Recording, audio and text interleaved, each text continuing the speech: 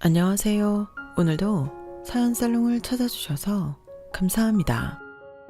저는 이제 곧 이른을 바라보는 나이가 된 여자예요.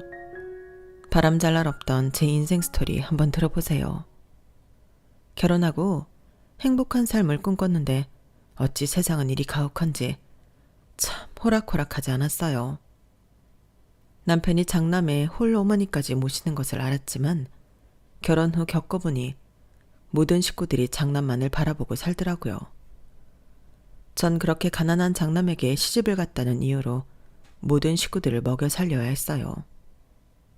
남편에게는 어린 시동생이 있었는데 그래도 참 그 시동생이 귀엽게 굴면서 큰 힘이 되어주었죠. 형수님 힘드시죠? 밥 다 먹으면 제가 설거지 할 테니까 형수님은 좀 쉬세요. 오늘 새벽부터 일하고 오시느라 힘드시잖아요. 도련님 괜찮아요. 공부하느라 도련님이 힘들지 내가 뭐가 힘들어요. 제가 할 테니까 얼른 책 한 자라도 더 보세요. 형수님이 힘들게 뻔히 일하는 거 아는데 제가 어떻게 책을 보겠어요. 집안일이라도 도울 테니 말씀만 하세요. 남자애가 무슨 부엌 일을 한다고 해. 너는 얼른 들어가서 책 봐라. 애미 너, 네가 얼마나 눈치를 줬으면 제가 공부하다 말고 일을 하겠다고 해. 어머님, 제가 그럴 일 없다는 거 아시잖아요. 뭘 알아? 우리의 자그마치 검사들애야? 그러니까 손에 물 한 방울 묻힐 생각 말아라. 없는 집 장남한테 시집 왔으면 이런 건 각오해야지. 그럼요. 다 제 일이라고 생각하고 하고 있으니까 너무 염려 마세요. 엄마는 무슨 형수님한테 그런 소리를 하세요. 지금 밥 먹고 사는 것도 형이랑 현숙님이 벌어서 이렇게 살고 있는 건데 오히려 고마워해야죠. 나 때는 보따리 장사하고 살았어. 요즘은 세상이 좋아져서 참 공치사도 받고 좋다. 남편네 집은 참 가난했지만 어머님의 기세가 대단했어요. 저를 잘 따르던 시동생이 고시 공부를 했는데 집안에 이제 검사가 나올 거라며 자부심이 대단하셨거든요. 하지만 시동생만 생각하여 진심으로 시동생이 잘 되길 바랬고 뒷바라지를 참 열심히 했네요. 여보 고마워. 새벽부터 나가서 세탁공장 갔다가 점심에 잠깐 와서 또 내 동생 밥 차려주고 일하러 가는 거 힘들지? 공부하는 사람 괴고르면 되겠어요? 그냥 일터도 집에서 멀지 않으니까 밥 차려주는 건 일도 아니에요. 없는 집에 시집와서 참 자기가 고생한다. 내가 꼭 돈 많이 벌어서 호강시켜줄게. 말이라도 고맙네요. 고단하지만 훨씬 나아지겠죠. 이제 도련님 시험도 얼마 안 남았고 또 우리 적금 부은 것도 만기가 다 돼가니 조금은 숨통이 트일 거예요. 그래 조금만 참자. 힘들면 얘기해. 내가 투잡 쓰리잡을 뛰어서라도 자기 힘들게 안 할 테니까. 뭐든 건강이 우선이죠. 당신 몸 건강해지면서까지 일 2개 3개씩 하는 거 원치 않아요. 그냥 내가 조금만 부지런하면 돼. 참 다행인 건 대단한 기세의 시어머니 아래 제 남편은 어찌 그리 다정하게 컸는지 늘 힘이 되어 주었어요. 그렇게 열심히 살던 때 예기치 못한 임신을 하게 되었고 놀랐지만 결혼한 지 꽤 오래됐던 터라 저에겐 반가운 소식이었어요. 하지만 가정의 생활비와 시동생의 고시 뒷바라지를 하고 있었기 때문에 제 임신은 어머님과 시동생이 달가워할 리가 없었죠. 뭐? 임신을 해? 니네가 지금 그럴 때냐? 임신하면 당장에 일은 어떡할 건데? 네 시동생 시험 얼마 안 남은 거 몰라서 그래? 어쩜 이리 눈치가 없어? 어머님, 그래도 말이라도 어쩜 그리 서운하게 하시나요? 저희 결혼한 지 꽤 되기도 했고 오히려 아이가 있어야죠. 내가 그리 말했잖아. 네 시동생 시험 붙은 다음에 임신하라고. 넌 생각이 있는 애야 없는 애야? 공장에다가 얘기했냐? 너 대신 일할 사람들도 많을 텐데 이제 어쩔 거야? 그래도 앉아서 하는 일이니 배가 많이 나오기 전까지는 다닐 수 있어요. 그게 중요해? 당장 애 낳고는 어쩔 거며 애를 누가 봐주고 또 이제 우리 집 생활비나 이런 것들은 어쩔 거니? 애비 월급으로 우리 전부 다 먹고 사는 게 가능하냐? 둘이 어쩜 그리 생각이 없는지. 어머님 너무하시네요. 저 시집 와서 그동안 할 만큼 했다고 생각해요. 도련님 고시바라지에 그리고 홀어머니 다 모셔가며 일했고요. 그러면서 어머님 손에 물 한 방울 묻지 않게 손이 부르트도록 일했네요. 고단했지만 그래도 이 너무 사랑하고 하나뿐인 우리 도련님 잘 되면 좋은 일이니까 내색 없이 했어요. 그런데 그런 제가 결혼하고 임신한 게 일이 비난받을 일인가요? 다른 어머님들은 뭐 먹고 싶은 것 없냐 바로 물어보시던데 어머님 도대체 어쩜 그렇게 말씀을 그렇게밖에 못하세요? 속이 상하다 못해 문드러지네요. 너 지금 그동안 쌓인 불만 얘기하는 거야? 당연히 네가 우리 집에 시집 왔을 땐 다 알고 왔다고 했고 집안에서 검사가 나오려면 어느 정도 희생은 당연히 해야 하는 거지. 그걸 가지고 지금 이렇게 나한테 눈을 부라리고 따져? 애는 얼마든지 가질 수 있는 건데 왜 하필 지금이냐고. 아직 네 시동생이 시험에 붙지도 않았는데 그동안 공부는 그럼 어떻게 할 거야? 책값이며 용돈이며 도통 돈이 드는 게 아닌데 대안 있어? 엄마, 제발 그만하세요. 진짜 명희 얼굴 보기 부끄럽네요. 전 이 집 장남이라 희생하고 살지만 명희는 무슨 잘못이 있어서 이렇게 희생을 하나요? 엄마도 같은 여자면서 이렇게 명희를 대하고 싶으세요? 진짜 제발 정신 좀 차리세요. 네가 여자 하나 잘못 만나더니 평생 안 하던 말대꾸를 하고 참 못났다. 그래, 니들 어디 한번 우리 다 버리고 가서 살아봐. 형, 그만해. 엄마 말이 틀려? 고시 공부도 형이랑 형수가 뒷바라지 해주기로 해서 시작한 건데 갑자기 임신했다고 하면 나보고 어쩌라는 거야. 이제 고지가 코앞인데 내 시험엔 지장 없게 해줘. 돈 걱정하다가 공부 못할 일 없게 말이야. 너 이 자식 그렇게밖에 말 못하냐? 공부하기 전에 인간이 돼야지. 네 형수가 너한테 어떻게 했는데 말을 그렇게밖에 못해. 내가 명의 보기 부끄러워 죽겠다. 됐어, 그만해라. 네가 뭔데 우리 검사아들한테 훈계질이야? 철딱서니 없이 이 상황에 애 나가져서는 꼴 보기 싫다. 그런 뜻이 아니잖아요. 저희도 저희 인생이 있는 건데 엄마가 너무하시니까 드리는 말씀이에요. 축복해주지는 못할 망정 새 생명이 태어나야 하는 이 시점에 구박이나 하는 건 아니라는 말씀이에요. 명희한테 함부로 하지 마세요. 어머님은 그렇다 치지만 도련님 정말 너무하시네요. 그래도 난 도련님이 친동생 같아서 정말 할 만큼 했다고 생각했는데 겨우 임신에 이런 취급이라니. 형수도 제 입장 돼보세요. 솔직히 검사 되기가 쉬운 줄 알아요? 저도 실망했네요. 축복받는 날임에도 막말을 듣고 참 많이 울었죠. 시대가 시대이니만큼 시어머니에게 한 소리도 못하고 살았던 제 자신이 지금 생각하니 불쌍하기도 하고요. 그렇게 전 일을 하며 아이를 뱃속에서 키워나갔고 결국 임신을 한 사실을 공장장님이 알게 되었어요. 명희 씨, 임신은 축하한데 솔직히 임신하고 다니지 못하는 거 알잖아요. 내일까지만 나오고 집에서 쉬어요. 공장장님, 저 더 잘할 수 있어요. 그리고 애가 얼마나 순한지 임신한지도 모르겠다니까요. 그래도 임신해서 일을 하는 건 무리가 있죠. 사장님 말씀이니 그냥 따르도록 해요. 나중에 우리가 무슨 원망들이라고 임산부를 일시키겠어. 이쯤 했으면 오래 다닌 거니까 그렇게 정리합시다. 그리고 축하해요. 공장장님, 저 진짜 잘할 수 있는데 한 번만 기회 주시면 안 될까요? 아이 낳고 몸조리 하고 나면 바로 나을 수 있거든요. 아니, 애는 누가 봐주고 시어머니도 몸이 편찮으시다며. 말이 안 되지. 솔직히 결혼도 안 하고 홀몸인 여자들 여기 월급이 세니까 들어오고 싶어서 줄 섰어요. 근데 뭐가 아쉬워서 리스크 있는 임산부를 씁니까? 그냥 여기까지 좋게 마무리합시다. 요즘이라면 절대 해당되지 않을 내용이지만 그렇게 전 해고가 되었어요. 잘하는 짓이다. 그러게 임신하지 말랬더니 회사까지 잘리고 너 이제 어쩔 거야? 당장에 우리 아들 다음 달 학비는 어쩔 거냐고? 어머님, 제발 그만요. 저도 마음 안 좋거든요. 도련님 돈 없어서 공부 못할 일은 없으니까 그만 괴롭히세요. 어디 한번 보자.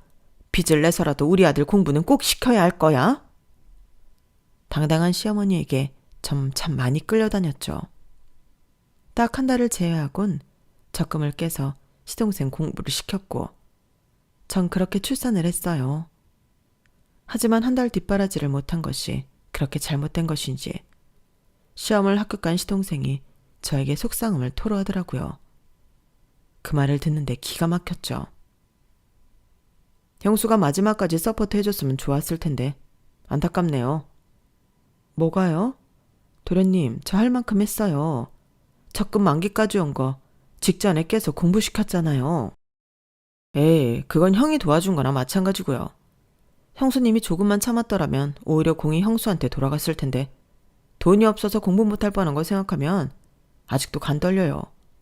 제가 이 시험을 어떻게 준비했는지 아시잖아요. 도련님 너무하네요. 그동안 내가 얼마나 도련님 잘 되기를 바랬는데 이제 와서 무슨 소용인가요? 생색내는 건 아니지만 이런 말 들으니 서운하네요. 저야말로 섭섭해요. 저 형수가 벌어온 돈으로 공부하는 거 뻔히 알면서 회사도 안 나가고 참 눈치 많이 봤습니다. 너 이 자식, 이제 막 애 낳고 몸 푸는 형수한테 무슨 말을 그렇게 해. 막말로 공부하면서 일하는 사람들도 있는데 넌 왜 그렇게 못해봤냐? 이제 검사 좀 됐다고 생색내는 거야? 형도 똑같아. 생활비 좀 지원해줬다고 참 너무들 하네. 그래, 우리 아들이 섭섭할 만하지. 솔직히 니네가 돈으로 우리한테 갑질한 거나 다름없잖아. 어쨌든 이제 우리 막둥이가 검사 됐으니 이제 니들한테 손 벌릴 일 없으니까 니들 알아서 살아. 엄마, 진짜 말 그렇게 하실래요? 아버지 돌아가시고 저 죽어라 일하고 결혼했어요. 심지어 무일푼으로 이 사람 데려와서 이 사람까지 일만 죽어라 했는데 이제 창섭이 검사 됐으니 저희 보고 뭐 나가라는 말인가요? 니들이 그렇게 돈 되기 힘들었다고 하니까 나가라는 건데 왜 그러니? 어머님 그러세요. 그럼 저야 좋아요. 도련님, 저 진짜 도련님 너무 좋아했거든요. 근데 이번 일 갖고 많은 생각을 하게 되네요. 내 친동생처럼 여겼던 도련님이 이렇게 앞뒤 다른 분일 줄 몰랐거든요. 마음대로 생각하세요. 그렇게 아기 낳고 싶어 하셨는데 아이 낳았으니 형이랑 둘이 알아서 사세요. 저한테 뭐 고시 뒷바라지 했다는 공치사는 바라지도 마시고요. 어머님이랑 도련님 정말 심성이 똑같네요. 이해가 너무 불쌍해요. 됐으니까 니네 집을 따로 알아보든지 해라. 니네 생색 듣기 싫으니까 당장 나가. 그까짓 거 얼마나 못했다고? 참나. 그 말이 끝나고 남편은 집을 나갔고 그날 저녁 구주망태가 되어 들어와 처음으로 제 앞에서 오열을 하였어요. 너한테 이런 모습 보이고 미안하다.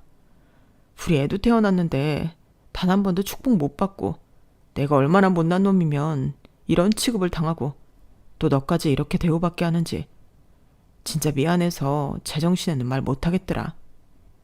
괜찮아. 우리 가정만 있으면 돼. 나는 어머님 말대로 우리끼리 나가 살고 행복하게 지냈으면 좋겠어. 못할 게 뭐야. 엄마한테 부탁해서 지연이 맡기고 나 다시 공장 나가고 당신 일 열심히 하면 누구보다 잘 살 수 있어. 그러니까 힘내고 당신 곁에는 내가 있다는 것만 알아줘. 고맙다. 평생 가족이라고 생각했던 사람들보다 당신이 더 든든하고 고맙네. 내가 진짜 잘할게. 당신이랑 지연이한테 평생 희생할 거고 해달라는 거 다 해줄 수 있을 때까지 노력하고 살 거야. 당신 말 한마디면 충분해. 그렇게 말해줘서 고맙고 우리 행복하게 살자. 너무 우는 남편이 안쓰러웠어요. 그렇게 저희는 집을 알아보려 했고 저희가 한 공은 온데간데 없이 시어머니는 저희를 볼 때마다 배신자들이라며 막말을 하시더라고요. 보니까 우리 아들이 너 만나서 다 버린 것 같다. 원래 착한 애였는데. 어머님, 지연이 아빠 얼마나 착해요. 그런 사람 없어요. 검사 아들이랑 비교되시니까 그러나 본데 검사님이랑 이제 잘 사시면 되겠어요. 그래, 그럴 거다. 구질구질 너희랑 비교가 돼? 나도 이제 검사 엄마라고. 하루라도 빨리 집이 구해져 이 집을 나가고 싶었는데 저를 참 많이 생각해주고 사랑해주던 남편은 갑작스레 자다가 심근경색으로 사망했어요. 원래도 협심증이 있었던지라 사실 놀랄 일은 아니었죠. 내 아들 잡아먹고 네가 무사할 것 같아? 어머님, 저도 마음이 참 힘들어요. 저 이 사람 없으면 아무것도 못하고 지연이가 이제 발걸음도 떼기 전인데 저 역시 어떻게 사냐고요. 재수가 옴붙어서 그렇지. 우리 아들이 너 만나서 변했고 또 네 팔자가 드세니 우리 아들을 잡아먹은 거 아니야. 그렇게 착하던 애였는데 너 때문에 이렇게 된 거라고. 아휴, 우리 아들 어쩜 좋아. 저도 속상하니까 제발 그만 좀 하세요. 무슨 정신으로 장례를 치렀는지 모르겠지만 딸 때문에 정신을 차려야겠다는 생각을 하게 되었어요. 너 끔찍이 밉지만 어쩌겠어. 우리 아들이 남겨놓은 내 핏줄도 있으니 어떻게 계속 보고 살아야 하지 않겠냐? 아니요, 지연이랑 나가겠습니다. 어머니가 지연이 보고 싶다고 하면 언제든 데려올게요. 집 구해지는 대로 나갈게요. 안 된다. 너 혼자 어떻게 지연이를 케어한다는 한다는 거야? 그래도 내 손주인데 걱정이 되지 안 되겠어? 그동안의 앙금은 서로 잊고 지내보자. 여자 혼자 살기가 어디 쉬운 줄 알아? 내가 혼자 아들 둘 키워봐서 안다고. 그거 쉬운 일 아니다. 이 세상이 옛날 같지 않다고 해도 과부한테는 얼마나 끔찍한 세상인데 지연이한테도 이게 나아. 어머님, 저 어떻게 보시고 살겠어요. 매일 아범 생각날 거고 또 제 원망을 그리 많이 했는데 보시고 사실 수 있겠어요? 지연이 생각해서 이런 꼴 보이고 싶지도 않네요. 그건 묵은 감정 있자니까. 내가 지연 애비가 그렇게 가고 나니까 후회가 돼서 그래. 따뜻한 말 한마디라도 더 해줄 걸 하는 후회 말이야. 그러니까 어디 갈 생각 말고 지연이만 생각하고 살자. 저도 사실 너무 무서워요. 어떻게 살아나가야 할지. 지연이는 평생 아빠 얼굴도 모를 텐데 이 미안함을 어찌해야 할지 정말 상상하기도 싫네요. 어머님의 말에 눈물이 쏟아져 나왔어요. 남편이 가기 전 그렇게 모진 말을 쏟아냈던 어머님이었지만 그래도 남편이 세상을 떠나니 미안한 마음이 아주 많이 있었던 것 같았어요. 아이를 위해서도 혼자 키우는 것보다 그래도 북적북적한 시댁에서 키우는 것이 낫다는 생각이 들었고 완벽히 시어머니를 이해한 건 아니었지만 그땐 시어머니가 내민 손이 참 고마웠네요. 세상에 혼자 나가 싱글맘으로 살 생각하니 두려움이 앞서섰거든요. 전 그렇게 아무렇지 않게 시댁을 나가지 않고 아이를 키우며 살았는데 그래도 시동생과는 여전히 대면대면한 상태였어요. 그런 시동생이 불편해져 갈 때쯤 검사가 된 시동생은 결혼을 한다며 동서를 데리고 왔죠. 미국에서 오랜 생활 유학했고 지금은 대기업 연구원이에요. 형 그렇게 되자마자 결혼하는 게 맞나 싶긴 한데 그래도 제가 안정적인 생활을 하려면 결혼을 하는 게 나을 것 같아서요. 아유, 얼굴도 예쁘고 참하다. 대기업 다닌다고? 참말로 똑똑한가 봐. 아, 네 뭐 학창시절에 공부 열심히 한 결과죠. 창섭 씨가 얼마 전 겪은 상은 참 안타깝지만 그래도 저희 부모님도 얼른 결혼을 바라셔서 이렇게 인사드리게 됐네요. 잘 부탁드릴게요. 그럼 산 사람은 살아야지. 얼른 들어와서 앉아요. 어머님은 도련님이 데려온 신부감이 참 마음에 드신 모양이었고 전 그래도 아직 남편을 보내고 난 뒤 얼마 안 된지라 마음이 온전치 않았지만 남들에게 내색할 수 없었기에 최대한 분위기를 맞춰주었죠. 우리 아들이 검사가 돼가지고 내가 얼마나 기쁜지 몰라. 너도 알다시피 우리 아들이 얼마나 노력해서 검사가 됐는지 알지? 그럼요. 창섭 씨가 피나는 노력을 했죠. 없는 형편에 이렇게 공부하기가 쉽나요? 창섭이가 의지도 있고 끈기가 있어서 너는 창섭이랑 결혼하면 아주 복 잡은 거야. 이렇게 선남선녀를 보니 내가 마음이 눈누뜨 녹는구나. 저희 잘 살 테니까 너무 염려 마세요. 딱 보아하니 창섭 씨가 이 집의 기둥 같은데 저 모든 거 다 이해합니다. 드디어 우리 창섭이도 제 짝을 만났구나. 그렇게 생각해줘서 고마워. 내가 창섭이 어려서부터 뭐라도 하나 해낼 줄 알고 귀하게 키웠으니 부족함이 없을 거야. 잘 살아보자 우리. 네 어머님. 아 형님이시죠? 잘 부탁드릴게요. 창섭 씨한테 듣긴 했어요. 아 그래요. 우리 잘 지내봐요. 근데 창섭 씨 공부하는데 돈 가지고 생색 엄청 내셨다면서요? 너무하시다 정말. 뭐 지나간 일이니 이 정도로 하고 우리 얼굴 붉힌 일 없이 지내봐요. 그게 다 무슨 소리인지 모르겠네. 도련님, 저희가 생색을 내다뇨. 아, 됐다. 뭘 이제 와서 따지니? 니네가 생활비 좀 번다고 창섭이 공부할 때 생색 내고 그랬잖아. 결국엔 마지막에 창섭이 공부하기 힘들어졌고. 진짜 생색이라도 내고 이런 소리를 들으면 억울하지라도 않겠어요. 제 말에 모두들 아무 말이 없었어요. 남편 잃은 것도 서러운데 이렇게 모함을 받으니 더욱 서러웠지만 그저 딸아이 하나만을 생각하기로 마음먹었죠. 하지만 진짜 도련님의 결혼 준비가 시작되자 시어머니는 저에게 어려운 부탁을 하기 시작했어요. 너 힘든 거 다 안다. 그날도 좀 서운했지? 이래저래 그냥 네 동서 비위 좀 맞춰주느라 내가 그런 식으로 얘기한 거야. 창섭이 장가가고 나면 너랑 나랑 지연이랑 살 건데 걔네 기분 나쁘게 할 게 뭐가 있니? 안 그래? 그래도 저희가 생활비를 가지고 갑질을 했다는 식으로 말씀하신 건 좀 너무하셨어요. 이가 살아생전에 얼마나 가정을 위해 노력했는지 잘 아시면서. 내가 알지 왜 모르겠어. 마음 풀어라. 큰애 죽고 나도 너희를 달리 대해야겠다고 생각 많이 했어. 그러니까 너무 그렇게 섭섭히 생각 마라. 네, 알겠습니다. 아, 근데 말이다. 혹시 큰애 죽고 나온 보험금으로 우리 창섭이 결혼할 때 얼마 좀 보태줄 수 있냐? 큰애가 있었다면 창섭이 결혼할 때 당연히 크게 보태줬을 건데 좋은 게 좋은 거라고 생각하면 좋잖아.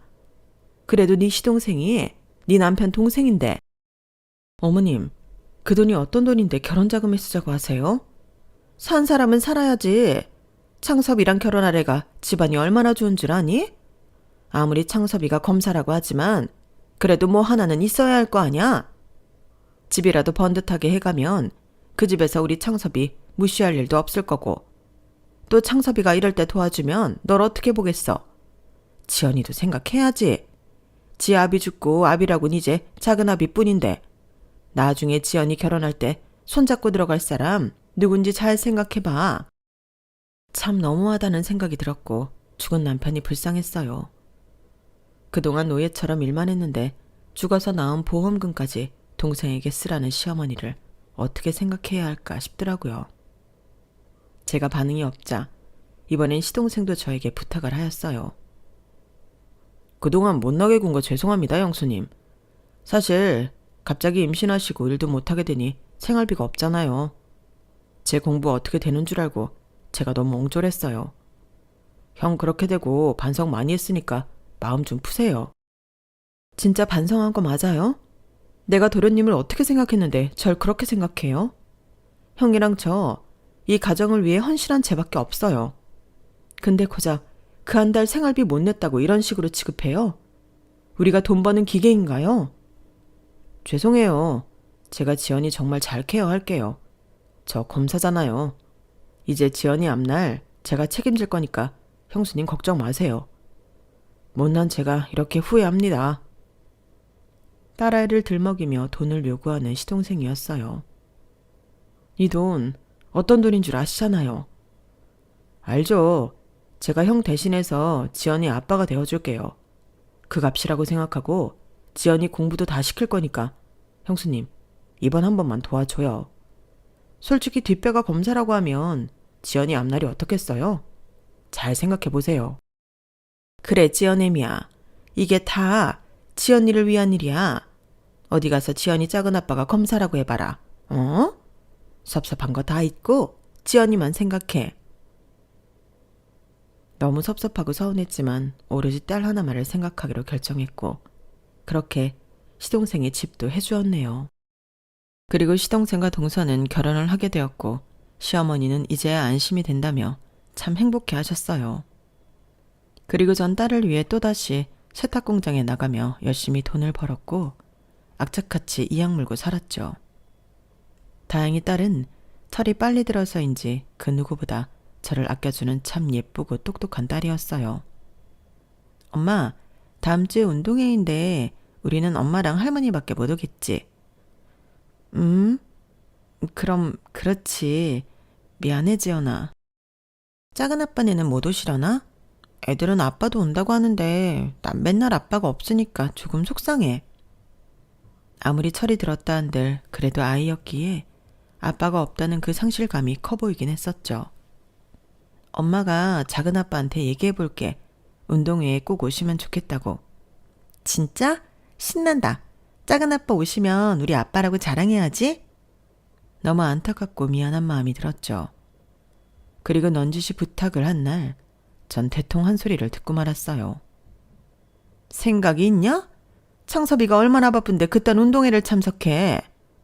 어머님, 그래도 우리 지연이 운동회기도 하고 또 지연이가 혼자 아빠 없는 게 마음에 걸린다고 해서요. 그날 지연이 부탁 한번 들어주면 안 될까요? 기집애가 뭘 그렇게 원하는 게 많아. 창섭이는 그럴 시간 없으니까 네가 똑바로 설명해. 지연이도 애예요. 아빠 없는 거 불쌍하지도 않으세요? 전 그렇다 치지만 지연이는 아직 애일 뿐인데. 그리고 서방님한테 아직 물어보지도 않았으면서. 복장 터져. 걔한테 연락 말어. 어머님은 그렇게 말씀하셨지만 딸아이의 그 부탁을 외면할 수 없어 전 서방님께 전화를 걸었고 어머님보다 더욱더 차갑게 말을 하더라고요. 형수님, 검사가 무슨 일 하는 줄이나 알아요? 별것도 아닌 걸로. 저 못 가니까 끊을게요. 아니, 형님이 무슨 그런 일로 전화를 해요. 참나 염치도 없어라. 애 아빠도 아닌데 아빠 행세를 하라는 거야? 뭐야? 여보, 대꾸도 하지 말고 끊어버려요. 형수, 일단 저 바쁘니까 끊을게요. 저 그날 운동회 못 갑니다. 수화기 너머로 들려오는 동서의 목소리였고 사실 들으라는 듯 말하는 동서였기 때문에 더욱 마음이 찢어질 것 같았어요. 전 괜찮았지만 아빠 없는 우리 딸 신세가 처량해서 괜스레 미안해지고 마음이 아파오더라고요. 그리고 시댁엔 악감정만 남게 됐어요. 내 딸을 위해 이 집에 남기로 했지만 돌아오는 건 차가운 외면이었거든요. 결국 딸아이 운동회는 외롭게 보내야 했고 어머니조차 올 수 없다는 운동회가 끝이 났고 그 다음 곧 추석이 되었죠. 동선에도 결혼을 하고 아이가 있었기 때문에 저희 딸과 나이가 엇비슷했고 제 딸은 사촌동생이 오기만을 기다렸어요. 시댁에 불만은 많았지만 그럼에도 딸이 외롭지 않게 자라니 그걸로 되었다는 생각이 들 때쯤 동선회가 도착했어요. 서울에서 여기 오느라 너무 고된 거 있죠? 가뜩이나 저희는 맞벌이라 딱 이럴 때만 쉬는데 너무 피곤하네요. 아유, 안방에 불 올려놨으니까 얼른 들어가서 누워라. 오느라 힘들었지? 그네야 뭐하냐? 애들 뭐 좀 먹게 음식들 좀 내와라. 형님, 저 곶감 싫어하니까 곶감은 안 주셔도 돼요. 아, 맞다. 지연이 반에서 몇 등이에요? 우리 딸 이번에 반에서 2등 했잖아요. 애같이 아빠를 닮았는지 저를 닮았는지 머리가 아주 좋다니까요. 아유, 그랬구나. 우리 강아지가 2등을 해버렸어. 할미가 용돈 좀 줘야겠네? 아니요, 됐어요. 어머님도 쓰실 돈 없으시면서. 지연이는 공부 잘해요? 아무래도 공부머리는 유전이라고 하잖아요. 지연이 노는 거 좋아하죠? 뭐 노는 것도 좋아하고 책 보는 것도 좋아하고 그래. 그럴 줄 알았다니까. 벌써부터 노는 거 좋아하면 안 될 텐데. 하긴 요즘엔 개천에서 욕난다는 말도 없는 시대죠. 그냥 편하게 키우시면 되겠어요. 사실 그냥 평범하게 자라는 게 복이죠. 그래도 다행인 건 아무것도 안 하는 게 공부를 잘하니까 다행이긴 해. 몇 등이나 하는데요? 우리 지연이 이번에 전교에서 1등 했어. 뭐라고요? 형님, 지연이 거짓말도 하나요? 전교 1등이라니. 그게 왜 거짓말이야? 내가 두 눈으로 확인했는데. 동서말 웃기게 한다. 아니, 그렇잖아요. 사교육 하나도 안 하는 애가 무슨 전교 1등이나 했다고. 그러게. 사교육 한번 시킨 적 없는데 알아서 자기 할 일 척척 해내지 뭐야. 어디서 저런 애가 나온 건지. 내 아빠 살아있을 때 똑똑하단 소리 엄청 들었다던데. 동생 공부시키고 집안 살림 일으키느라 공부도 못했대. 그 머리를 우리 딸이 닮았나 보지. 너는 언제 떡 얘기를 하고 그러냐? 죽은 애 얘기는 뭐 한다고 해. 그리고 공부는 우리 창섭이가 훨씬 잘했어. 어머님은 서방님만 두둔하시네요. 두둔은? 사실을 얘기한 거야. 지연이 전교 1등이라고 해도 어차피 나중에 일하거나 해야 하지 않아요? 없는 살림에 뭐라도 한다고 하면 어째요? 형님도 참 걱정이시겠다. 맘 편히 지원 하나 못 해주는 건데.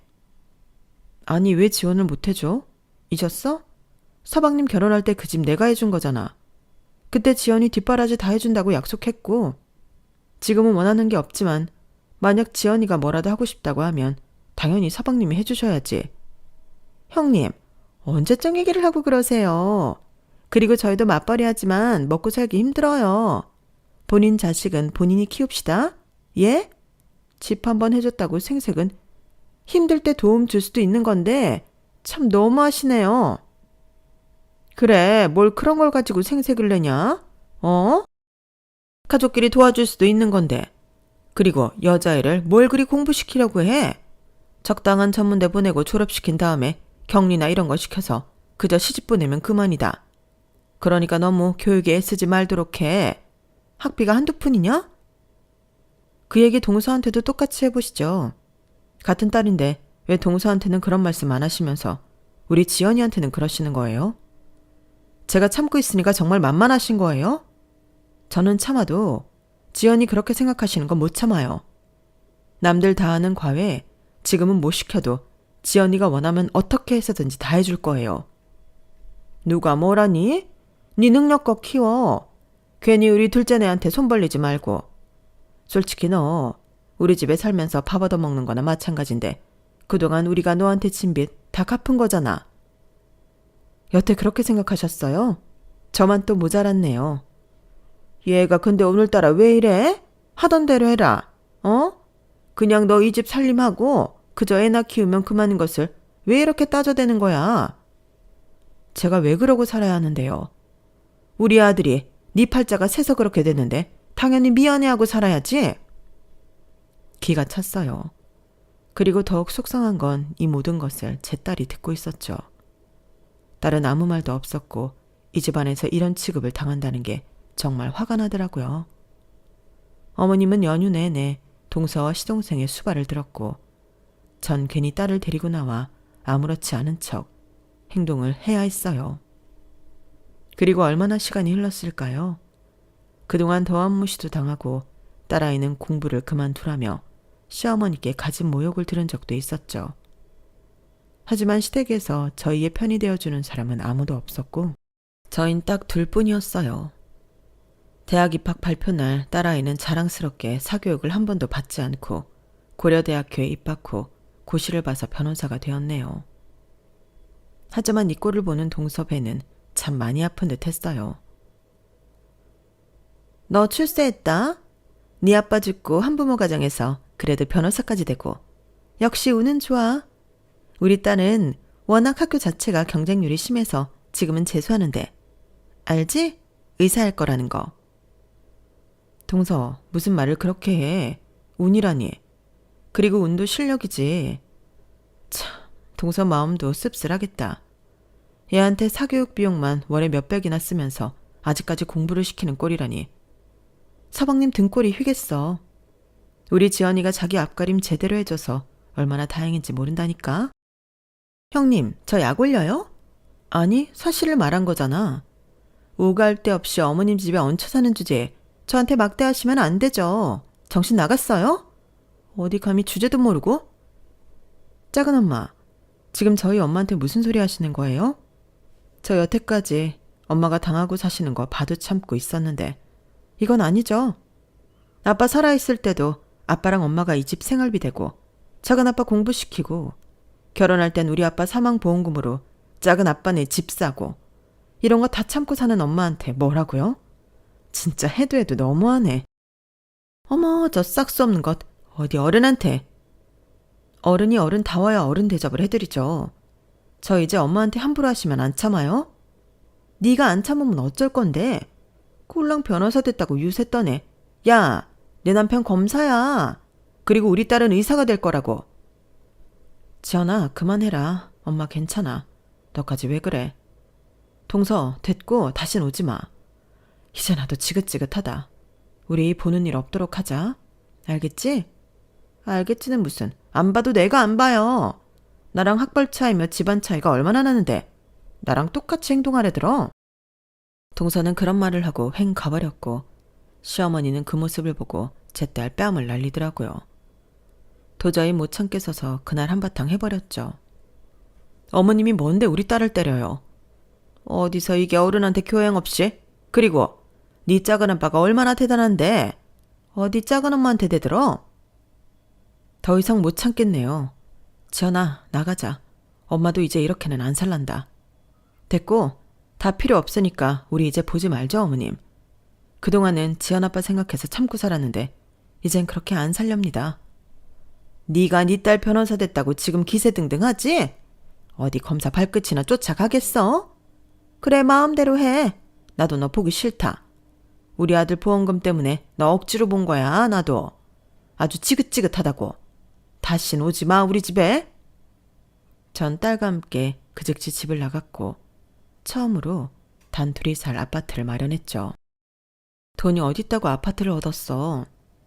엄마, 나 잘나가는 로펌 변호사야. 이제 엄마는 좀 즐기며 사세요. 내가 속이 다 시원하다 정말. 그날 모든 묵은 감정을 털어내고 억울한 게 많지만 새 출발을 하려 했어요.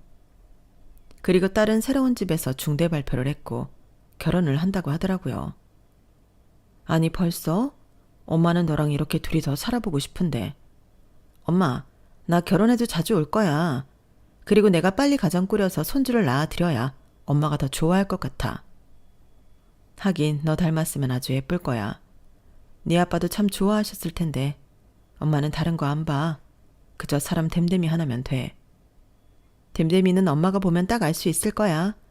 울곧고 선한 사람이거든. 아무것도 해준 거 없이 키워서 그런가 결혼만큼은 꼭 도와주고 싶더라고요. 통장을 확인해보니 얼마 안 되는 돈이었고 뭐라도 하자 싶어 주변 소개로 야쿠르트 판매 아르바이트를 시작하였어요. 그래도 딸 결혼에 비상금이라도 챙겨주고 싶은 마음이 들었거든요. 딸이 알면 노발대발 난리가 날까봐 몰래 시작한 아르바이트였죠. 이런 일을 처음 해보니 쉽지는 않았어요. 왜 이렇게 안 팔리지? 소질이 없나. 이러다가 돈을 모으기는커녕 까먹겠어.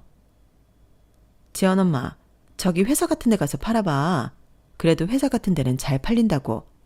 아침 안 먹는 사람들 이런 거 은근 좋아해. 그래? 그럼 회사 같은 데 돌아볼까? 그래, 우리 구역은 여기니까 지연 엄마는 저기 구역 가서 돌아봐. 전 그렇게 같이 일하는 친구의 말에 근처 회사에 들어가니 경비원에게 내쫓음을 당했고 친구가 꼼수를 알려줘 몰래 잠입하려던 그때 만나고 싶지 않은 얼굴을 만나버렸어요. 아줌마, 여기가 어디라고 함부로 들어와요? 신수 좋아졌을 거라고 생각했는데 꼴 좋네요. 이제 야쿠르트까지 팔아요? 역시 출신은 못 속이네요. 잘난 딸 더 받자 이렇게 판매나 하러 다니고. 너무 웃기네. 아니, 동서가 다니는 회사가 여기야? 동서라뇨. 이제 우리 영 끊었잖아요. 여기 경비 아저씨, 이 사람 좀 내쫓아요. 어디서 우리 회사에 이런 싸구려 저질 음식을 팔려고 해. 당장 끌어내요. 아니, 동서 잠깐만. 그래도 이건 아니지. 내 발로 나갈게. 그러니까 그만. 저 잡상인 당장 못 오게 아주 방어를 단단히 해야겠어. 동서는 그렇게 저를 멸시하였고 경비들에게 끌려가던 그때 이 광경을 가만히 지켜보던 한 청년이 내게 다가와 손을 잡자 그야말로 동서 인생이 그날로 종치기 시작했어요. 아니, 부대표님이 이런 잡상인을 왜? 제 장모님 되실 분인데 그쪽은 어디과 누구죠? 안녕하세요. 처음 뵙겠습니다. 저 김지연 남자친구 이현석이라고 합니다. 곧 인사뵈려고 했는데 여기서 뵙게 됐네요. 장모님.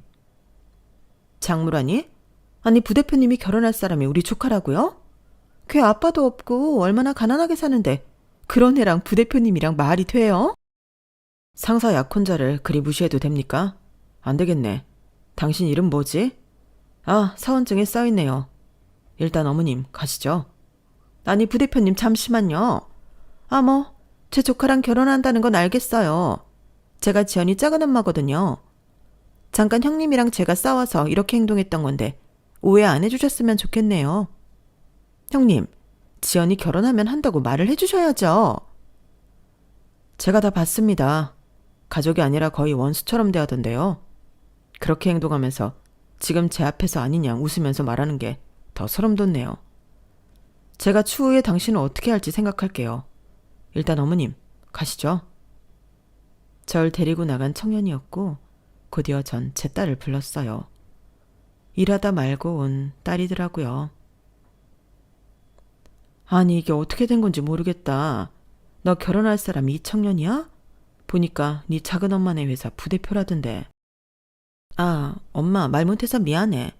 회사 소송으로 인해 알게 됐고 자연스럽게 사귀게 됐어요. 내가 오빠네 회사에 도움을 많이 줘서 오빠네 부모님도 굉장히 좋아하시고 결혼까지 하기로 했어. 엄마한테 자세하게 얘기하려고 오늘 저녁에 일찍 들어가려고 했는데 이렇게 됐네. 오빠 이렇게 보니까 어때? 인연은 인연인가 보다. 어떻게 이런 데서 만나? 근데 엄마는 왜 아르바이트를 한 거야? 내가 그런 거 하지 말랬잖아. 내가 너한테 뭐 하나 해준 게 있어야지. 그래서 비상금이라도 만들어주고 싶어서 아르바이트 한 건데 어떻게 일이 이렇게 되니? 근데 엄마 지금 너무 기쁘다. 우리 지연이가 이렇게 커서 정말 멋진 청년을 만난 것 같아서 엄마가 너무 벅차서 눈물이 나네. 네가 작은 엄마 표정을 봤어야 했는데 엄마 정말 뿌듯했어. 너무 미안하고 고맙다 지연아. 그리고 고마워요. 아닙니다 어머님. 지연이가 하도 엄마 얘기도 많이 하고 사진도 많이 보여줘서 설마 했습니다. 그리고 제가 지켜봤는데 아주 악질이더라고요. 어떻게 가족한테 그럴 수가 있는지. 지연이한테 대충 살아온 얘기는 많이 들었는데 이렇게 보니까 정말 힘들겠다 싶어요. 어머님, 이제 저만 믿으세요. 제가 지연이랑 결혼해서 어머님의 사위가 될게요. 이렇게 반듯한 것도 고마운데 말도 예쁘게 하네요. 지연아, 엄마 너무 행복하다. 엄마 그만 울어. 이제 우리 진짜 행복할 일만 남았다니까. 그렇게 예비 사위 앞에서 얼마나 울었는지 오히려 사위도 같이 울었죠. 남편이 살아있었으면 정말 좋아했겠다 싶은 마음도 들었죠. 그리고 동서는 이 일을 모두에게 이야기한 듯 했고 슬금슬금 연을 끊자고 했던 시어머니도 연락이 왔어요. 지연이 결혼한다면서 연락도 안 하냐? 저 이제 번호 바꿀 거고 다신 연락하지 마세요. 너 어쩜 그리 무지냐? 그래도 지연이가 내 핏줄인데 손녀 결혼식을 내가 전달받아야 되겠어. 지연이 만나는 애가 어마어마한 부자라며. 근데요. 근데는 창섭이 딸 얼굴도 예쁘고 야무지잖아. 친구 뭐 괜찮은 사람으로다가 소개 좀 하라는 거지. 창섭이 두고 퇴직이고 빨리 시집가야 하지 않겠어? 그래도 지 아빠 검사할 때 가야 체면이 서지. 잘 나가는 동선애가 알아서 하겠죠. 이런 부탁하려고 전화하신 거예요? 아니 그것도 그렇고 나 네가 해준 메밀 천병도 먹고 싶은데 언제 올 거냐? 이제 안 간다니까요. 어머님, 저 이제 다신 안 갈 거고 지연이도 안 간대요. 사실 진짜 끊긴 인연인데 구질구질하게 제가 붙잡고 있었죠. 어머님은 동선애만 있으면 되니까 동선애랑 잘 살아보세요. 어머님이 뭐라 하기도 전에 전화를 끊어버렸고 그 다음날 동서에게도 전화가 왔어요. 형님이 뭐라고 했길래 제가 인사발령이 나요? 아니, 내가 지방으로 좌천되는 게 말이 돼? 내가 평생 몸 바친 회사인데. 그러게 잘하지 그랬어. 아, 개천에서 용나는 시대가 아니라서 윗사람 말 한마디에 팽당하는구나. 동서도 어쩔 수 없네. 그래도 그 집에 자부심인 서방이 있으니까 서방님 보면서 살아. 남편이 검사잖아. 저희 남편 이제 곧 퇴직인 거 몰라요? 그럼 검사 출신 변호사 하면 되겠네. 형님 그게 아니잖아요. 일단 저희 부대표 만나서 해명 좀 해줘요. 무슨 해명? 회사에서도 그렇게 부하 직원들한테 갑질해대고 막말을 일삼아서 부하 직원들이 너 발령낸다고 하니까 제일 좋아했다던데? 그러니까 마음 좀 곱게 쓰지 그랬니? 됐고 이번 일로 반성 좀 하길 바란다. 형님 진짜 이러실 거예요? 지방으로 자천이 어떤 의미인 줄 아세요? 그냥 나가라는 거라고요. 제가 어떻게 그런 시골에 혼자 가요? 우리 딸 재수 뒷바라지도 해야 하는데. 맞다. 우리 동서딸 재수도 하지. 진짜 어쩌냐? 나이는 나이대로 먹고 결혼도 해야 하는데 우리 딸 변호사 돼서 결혼할 때까지 동서딸은 주구장창 재수만 하는구나. 아, 잘난 부모 만나도 본인이 못 따라주니 그렇게밖에 못 되는구나. 몇 년째야. 안타깝다. 식구들끼리 알아서 이별 파티라도 해야겠네. 뭐라고요? 지금 말 다 했어? 전 전화를 끊어버렸고 뒤이어 동서가 계속해서 전화를 했지만 받지 않았죠. 그리고 동서는 결국 사직서를 냈다고 했고 동서가 사직서를 내자 시어머니도 아차 싶어 했어요. 얘, 너 왜 전화도 안 받냐? 어? 창섭이도 네 전화 많이 기다려. 우리가 너 서운하게 해서 그러냐? 그냥 사람이 살다 보면 이런 일도 있고 저런 일도 있는 거지. 뭘 그런 걸 가지고 그래. 지연이 결혼하니까 아주 어마어마한 부자라던데 들어가서 얘기 좀 하자. 이번엔 뭘 뜯어가시려고요. 어머님한테는 가족이 동선회밖에 없으니 그냥 그 가족이랑 알콩달콩 사세요. 왜 저한테 이러세요? 아니 창섭이 처가 자꾸 집 팔아서 지 딸 채수 뒷바라지 해줘야 한다니까 내가 불안해서 그래. 해주시면 되겠네요. 사랑하는 아들내 그런 것도 못 해주세요. 저한텐 더한 것도 해주라 하셨으면서 본인이 낳은 아들 딸한테 그런 것도 못 해주나요? 미안하다. 내가 모자랐어. 그럼 반성하면서 사세요. 이제 보지 말자고요. 예, 네 남편을 생각해서라도 제발. 아니요. 지연이 결혼할 사람이 너무 잘 산다고 하니 이제서야 아쉬우세요? 그럼 그냥 아쉬워하는 대로 지내세요, 어머님. 아들 목숨값으로 작은 아들내 집 해주셨잖아요. 더 하셔야겠어요? 좋은 마음으로 우리 딸이 잘 됐으니 됐다 하고 살고 있어요. 지금부터 더 하시면 그 집마저 원래대로 돌려놓겠어요. 전 이제 어머님이랑 동선에 절대 보기 싫으니까 연락하지 말아요. 전 그렇게 어머님을 문잠박대했어요. 마음은 안 좋았지만 그래도 이게 최선의 선택이었죠. 딸은 무사히 결혼을 했고 듣기로는 퇴직을 한 시동생은 개업 변호사를 했지만 워낙 조직 생활을 할 때도 독단적으로 행동했던 터라 선후배 검사들 중 아무도 도와주는 이가 없다고 하더라고요. 그리고 사직서를 쓴 동서는 딸을 어떻게든 의사 만들어 좋은 집에 시집을 보낸다고 하다가 그 딸이 지쳐 집을 나가버렸다고 했고 시어머니 또한 동선애가 찾아가지 않아 늘 홀로 계신다고 했어요. 저희는 그동안의 힘듦을 보상받듯 잘 살고 있네요. 딸은 아들을 하나 낳았는데 어쩜 그리 제 남편을 쏙 빼닮았는지 요즘엔 손주보는 귀여운 맛에 취해 살고 있어요. 제 인생 고단하고 힘들었지만 말년에 일이 행복해도 되는 거겠죠? 언제가 마지막이 될지 모르겠지만 좋아지는 이 삶, 여태 그래왔듯 최선을 다해 살려고요. 이 글을 쓰며 또 다짐하네요. 겪었던 이야기들은 많은데 두서가 없어서 걱정이지만 재미있게 들어주셨으면 좋겠네요. 그럼 이만 마칠게요. 다들 행복하자고요. 여러분, 사연 댓글에 응원과 현명한 조언 부탁드려요. 좋아요와 구독은 저에게 큰 힘이 됩니다. 오늘도 좋은 일 가득하세요.